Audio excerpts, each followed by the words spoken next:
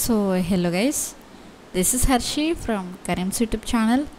So in this video I'm gonna explain you how to create Telegram account. Okay, so without wasting any delay, let's clearly jump into the topic.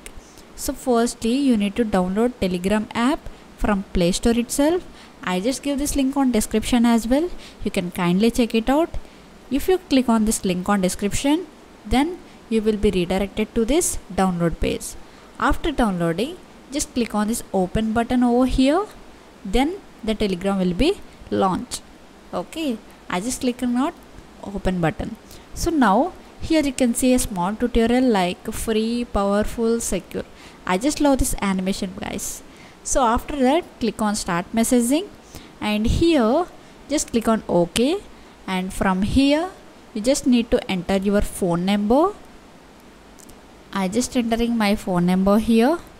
So okay, after that click on this OK button. So you need to give some permissions for this app to call you or message you.